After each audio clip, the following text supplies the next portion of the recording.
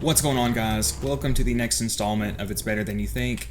Today we're taking a look at another Pearlescent, the Avenger. Now, this thing is not the best weapon in the world, but it's much better than people give it credit for. It's, people talk about it like it's useless garbage, and it's, viable to good. I like it the best on my, and the second best on the second best on Zer0. I've seen it used pretty effectively on Axton as well, and I'm referring to just using it as a straight shooting gun. It can be used as a, TD or chuck, but I personally don't like it that way because it doesn't explode on contact.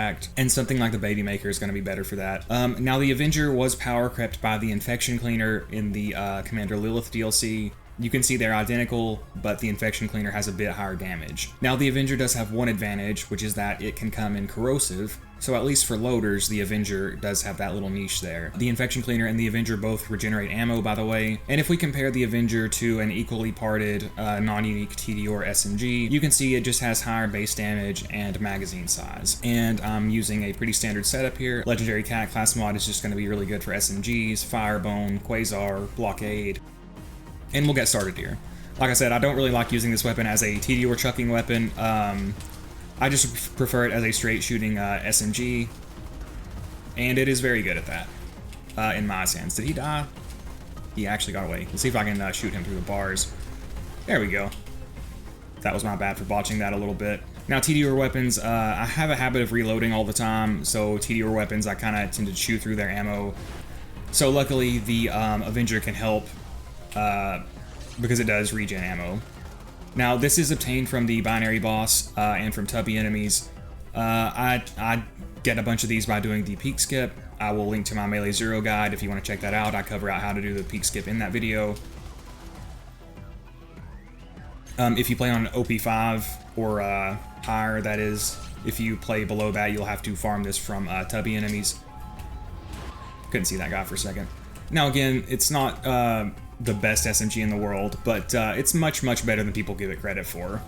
I've literally seen people say that it's not even worth picking up and that it can't kill anything, and you can see that is not true. Again, it's not going to be setting DPS records, but, I like it a lot. Like I said, for a fire version, it is unfortunate that the Infection Cleaner just straight up power crept it out of relevance. But, if you find one of these from the Binary Boss, it's definitely worth keeping. Again, I find the damage to be the best on Zer0 and Ma. I don't like it as much on other characters. I mean, it's viable on Axton, but I like it the best on Zer0 and Ma for sure. So that guy's not slagged.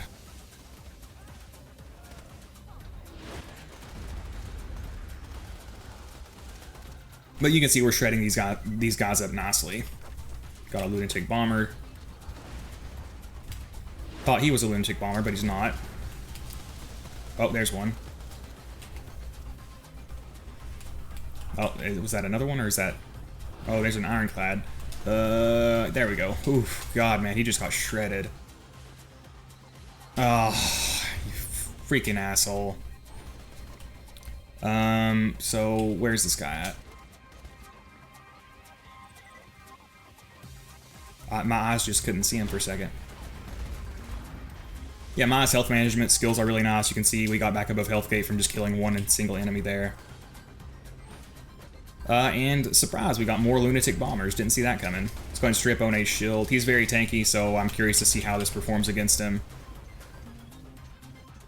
Oh my god, dude. What? I was so far away from that guy.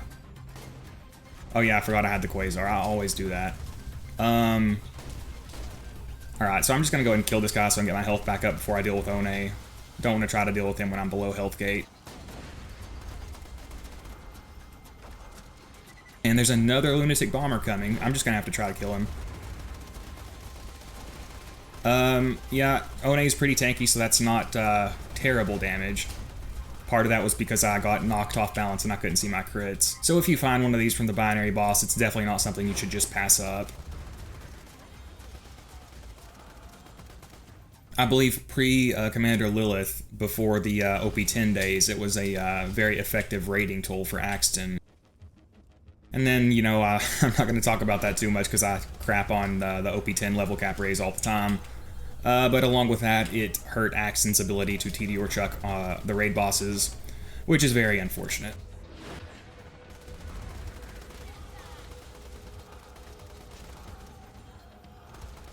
Like I said, the main downside is that it, see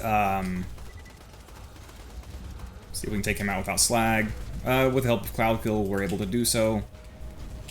Also, I dislike how the weapon can bounce back and hit you. That's kind of annoying. But it doesn't explode on contact like most TD or Chucks, so that's really annoying.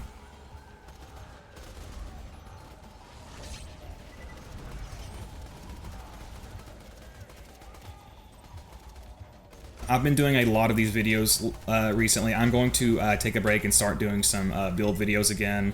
I think I'm going to do some maybe focused on dealing with the Commander Lilith enemies, because a lot of those enemies are very tough. And I was doing builds focusing on the Dragon Keep DLC, so maybe I can do a bit of both.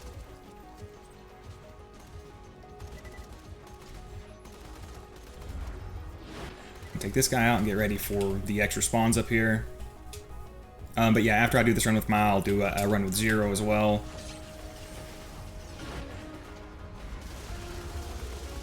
Oh yeah, take those guys out really nicely. Alright, see if we can take out Wreath here. Ooh, nice, we got him in one magazine. Yeah, I do appreciate all the support on the channel lately, guys. It's, after the failure of the first two channels, it's been nice. Which obviously I shot myself in the foot. Those of you who followed me from the first channel, I ended up deleting a bunch of videos, which is really bad for you on YouTube. Don't ever delete videos. If you come to dislike your videos, just unlist them. Don't delete them, because that is very, very bad. I was getting like 400 impressions after I deleted all my videos, which is like nothing. So fortunately things are going a bit more smoothly on this channel, so I do appreciate that. Like I said, I've been making a lot of It's Better Than You Think videos lately. I'm going to focus on some build videos again soon. I'd actually also really like to make video essays. Obviously that would be on a different channel. I wouldn't do that on this channel. But I'd like to make video essays about a wide variety of topics. Maybe eventually I can start a different channel for that. But they're a big time investment. They take a lot of effort to do properly. But it's just something I'm just going to have to start eventually. Okay, so let's wait for my phase lock here. You guys might have noticed that I'm spec'd into Quicken, even though I have the Firebone. That's because I was getting my action skill back about 1.5 seconds faster, even with the bone. And with Mai, since she relies on her action skill to help slag and help disrupt enemies, I did actually find it worth it. There's a lot of situations where I would be waiting on Ruin or Scorn, and I would need to swap to like the Pimpernel to slag or something, but then by the time I had them slagged, then I had one of those things back. So I personally just really like getting my action skill back faster. And especially for Mai, helps with survivability, helps with managing mobs, getting those converges, those sweet releases. So like I said, to me it is worth it. God, man, these guys are just melting. Oh god, I ran into a freaking grenade. Damn it, I'm such an idiot. That's not nice, don't say that.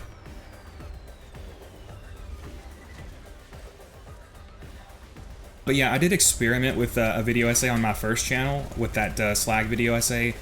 But again, that was after I deleted all my videos, so it really didn't even have a chance. It had like 300 impressions whenever I deleted my channel.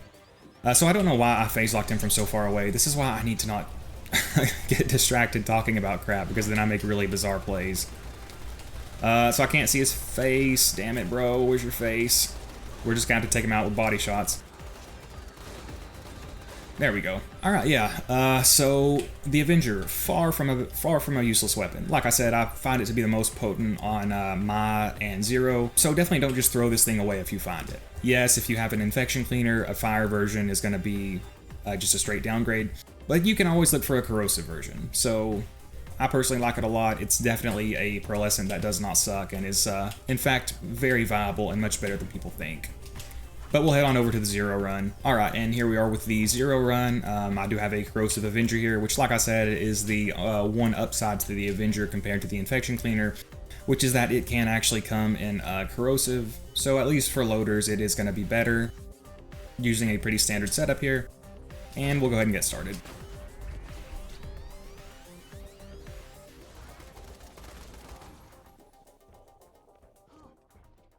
Again, the TDR chuck for this can deal decent damage. I'm not crazy about it because, again, it does not explode on contact, and it can bounce back and hit you and stuff, which I really dislike. Apply melee death mark, get him to quit spinning his arms. So, God, man, yeah, people are crazy for saying this thing sucks.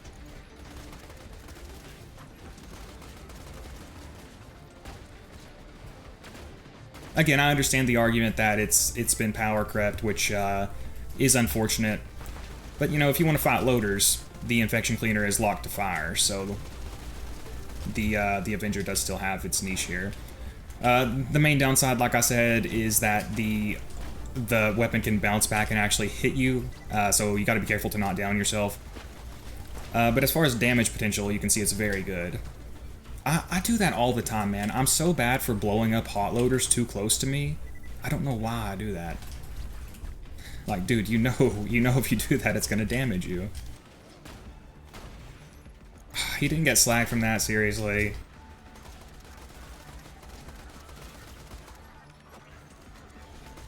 Alright, almost took him out in one magazine. That was my bad for the bad aim there.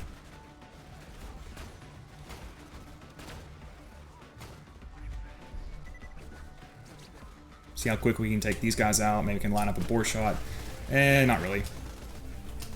We took them out really fast, got them both in like half a magazine. I suppose if you're doing like a TD or chucking thing with Axton, you could use the Baby Maker for the better damage, and then when you're out of active combat, you could switch to the Avenger for the ammo regen. Alright, so let's see how this thing does against the super badass loader here. Back away from his stomp. See if we can get some stacks of what is that skill called? Kill confirmed, and so close to getting him in one magazine. But yeah, one thing you can do with kill confirmed, because it does give you a good damage bonus when you're at max stacks, is you can start accumulating the stacks and deception like that. The skill, unfortunately, it's hard to make proper use of, but it does have those little scenarios like that. So we'll see if we can get max stacks here. Oh, he didn't get slagged. And we still took him out in one magazine. Slag up these power loaders, get close, apply a melee death mark, and then they'll stop throwing their arms around. Okay, I missed the melee death mark, but with the help of Killer, we'll take him out really quickly. So again, is this weapon going to surpass stuff like the Infection Cleaner or the Bitch? No, but that does not mean it's bad at all. It is, as you can see, capable of killing enemies very quickly.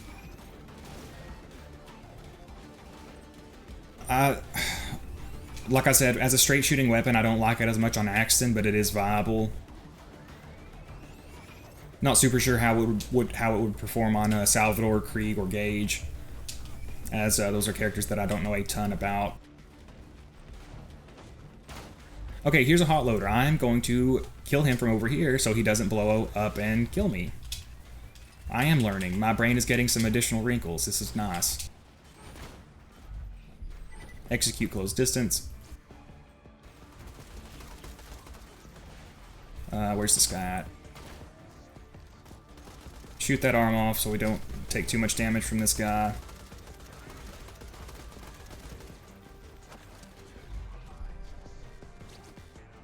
Get these guys slagged. Why did I just throw 3 grenades? That was too many.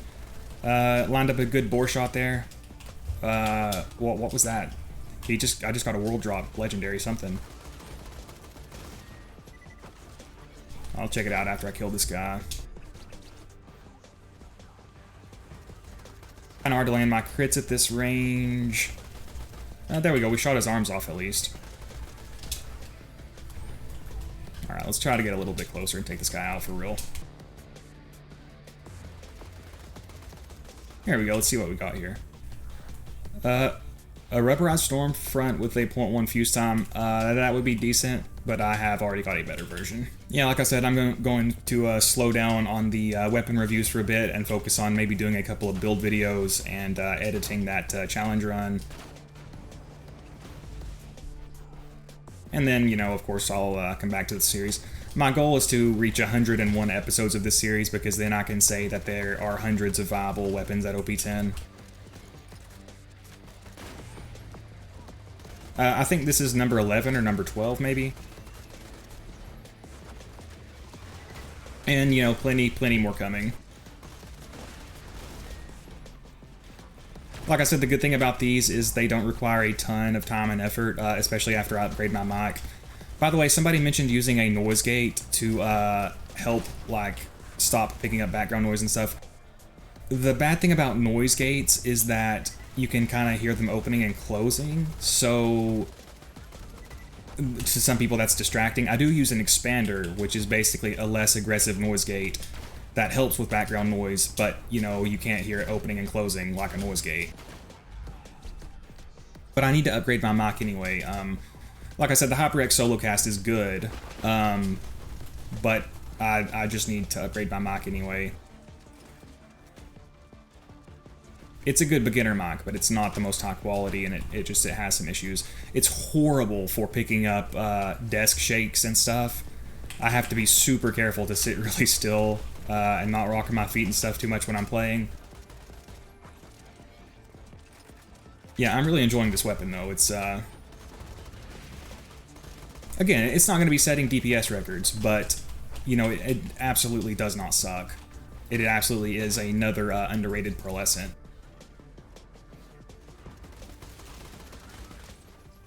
I mean, we just killed that guy in, what, 1.5 seconds? And then especially when Killer is up with this, it's going to be really good. The Legendary Killer is excellent for mobbing. There's not a lot of raid scenarios that I like using it on. But for a lot of weapons, it's going to be the best mobbing option. See if I can line up some bore shots here. Yeah, another thing is it's crazy that people say bore is overrated. Like, not only does it allow you to insta-kill a bunch of tough bosses, like so many that I can't even remember them all, it stops bullet deflection, it highlights crit spots, and then there's a lot of mobbing scenarios where you can take advantage of it as well. Like, you can insta-kill the Binary Boss, Hyperius, Vermivorous. You can actually even bore kill, what do you call them? Veracitus. It's extremely difficult, though. And then, like, Saturn, Uranus, there's just so many enemies.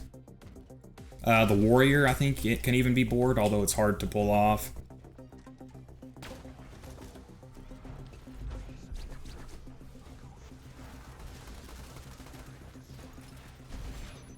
One thing is, SMG's parts seem to be a bit weaker than other weapon types.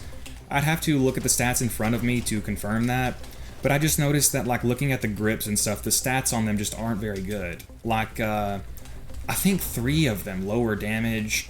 The Maliwan one doesn't do anything except for increase elemental chance. I think the Bandit one is probably the best. It just gives magazine size. So, I mean, overall, are SMGs worse than assault rifles? I mean, people talk about assault rifles like they're the worst weapon class, but it honestly might be SMGs. I don't know. I would have to do some serious comparisons between the two. As far as non-uniques go, are there any good non-unique SMGs? Well, I mean, there's the Plasma Caster. It's really good. You guys will have to let me know. I can't really think of any good non-unique SMGs. For non-unique assault rifles, you have the Gatling gun, the minigun, and the Spitter. And then for uniques, I don't know, there's a lot of good unique assault rifles. What are the good unique SMGs? There's Avenger, Infection Cleaner, Bitch, Tatler, Sandhawk. Yeah, there's a lot of good unique SMGs. So I am between 2 super badass loaders right now because I am a fool. So let's remedy that real quick.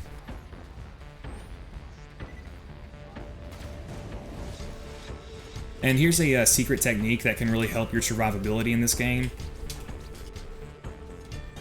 I call it stand behind thing. It can really help you stay alive. It's a forbidden technique. You won't see most people use it. That's just a joke. As I've always said, everyone should just play how they want. The thing about the grog nozzle being required is obviously not true. And while there are a lot of things you can criticize Gearbox for, the grog nozzle being locked to a quest is not one of them, guys. Like, I don't think people ever stopped to wonder why the grog nozzle was so much better at healing than other weapons, other Moxie weapons. It's because it was never really meant to be taken out of the side quest.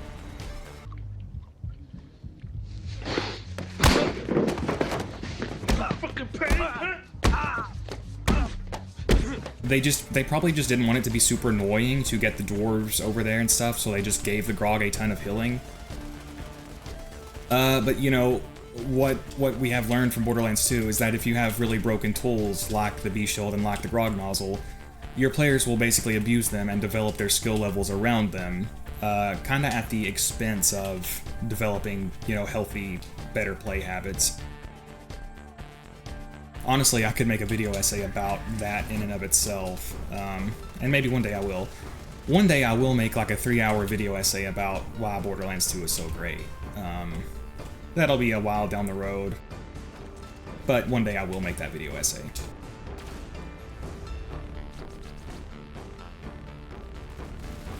And there we go, simple as that. But yeah, anyway guys, that's the Avenger. It is in fact a very good SMG, far from a bad weapon, far from a useless pearlescent, and far from something that you should just throw away if you find it. Again, the infection cleaner did power creep it, but you know, if you want a corrosive version, the Avenger's gonna be the best bet because the infection cleaner is locked to fire. Anyway guys, as always, thanks so much for watching. If you enjoyed this video, please consider liking and subscribing. Have a good day and I hope to see you next time.